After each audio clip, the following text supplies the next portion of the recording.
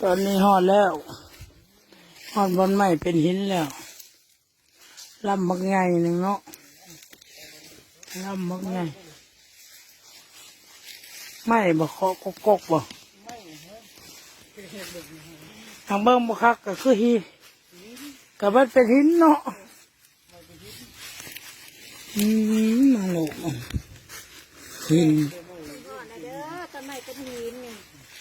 ไม่เป็นหินเด้อ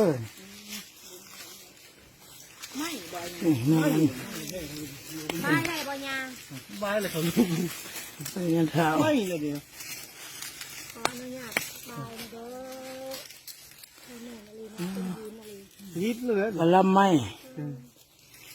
บางยาวหนึ่งเนาะลำบางไม้เป็นหินคือดิคือแบบเป็นพวกดีไหม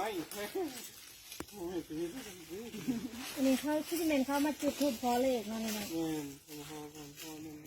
ไม่พอลอกเลยเขาสุขภาพแข็งแรงเดินทางสะดวกสบาย เบิ้งงาสิเบิ้งเลขให้งาสิเบิ้งเลขให้เด้อนี่เลข3อันนี้ แล้วไม่ต้องให้ในเท้าคิดว่าเราไม่เคยนะ เห็นแต่เลขเดียวบางไม้เป็นหินไม้สด เขาจะมีกบเดียวนี่เนาะยาที่เป็น ก็เดียวนี่แหละตัวมึงที่เนี่ยมีก้อนเดียวนี่แหละไม่เป็นหินกันมัน ๆอันนี้ก็ไม้คือกัน มันบัวนะว่าเนี่ยมันเป็นหินไม่ตรงนี้ อันนี้ต่อมันก็เป็นหินคือกันนี่ไม้อันนี้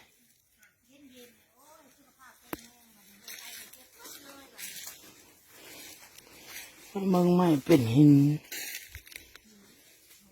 นี่คือไม้เนาะ เมื่อพอได้เลย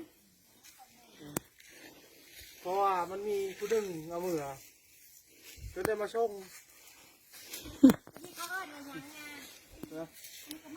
มาที่หินเขามากองไว้เนี่ยเขามาเก็บกองไว้ตรงหินแน่เขามากองแน่มัน นี่ไม้เป็นหินกองสับลาบอยู่ คนที่มาเลยต้องเก็บหินกองไว้เลยนะ ยังมีกาบมียัง ทานไว้เก็บไว้ใส่ไว้ ไม่เป็นหิน เก็บแม่กระต่ายเก็บหินขึ้นวางไว้นะ อย่าเอาใส่ถุงเด้อผู้ใดก็เด้อ บ่ได้เลย ไม่ได้เลย โดยขน่อยบัวอยาก อันตรายเลย มือได้ เพราะ พ ว่า ระเจ้าน้ำเลย เพราะว่ามันมีผู้หนึ่งเนี่ยมา อัน ไอ้ นี้ ต้นมาได้ทื่อตัวนี้มาให้อันเนี่ยขู่ทื่อนี่ แค่ไหน มันเป็นไข่เจ็บโซมา แล้วก็เอาตัวนี้มาเคนให้จะประมาณช่อง3 มื้อแล้วก็ดี จะได้หั่นบ่ ก็เอานี่แหละเอาอยู่บนนี่แหละ อ๋อ เอาบนนี่เอามือ คือที่ นะ แมนหินหน่อยหินใหญ่นี่แมน อืม พอออกไปออกก็ขึ้นไว้มือตัวยาเนาะ แล้วเพิ่นก็เอามือเพิ่นเห็นมันงามเด้มันงามตัวนี้นี่ เนาะ มันงามเลยเนาะ แล้วเราก็ใส่ถุงแล้วเนาะ คิดว่าเอามือมันก็งามได้เบิ่งนี่มันเป็นตัวทินมัน แล้วแข้งมาเลือดให้เขาเบิ้ง เพราะนั้นเดี๋ยวเอามือบูชา ต้องเลือกก็ได้นะ เพิ่นเว้านะตามความเป็นจริงเพิ่นเว้านะเพิ่นมาส่งนั่นนะเพิ่นว่าสิเอามือบูชาซื่อๆบ่แม่นว่าสิอันนั้นดอก เนาะ อันนี้ได้มือเอาไปเลยก็เจ็บปอดได้โถ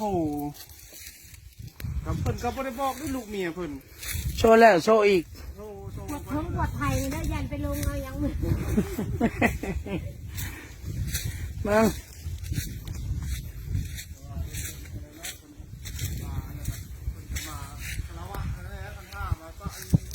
ไม่เป็นหิน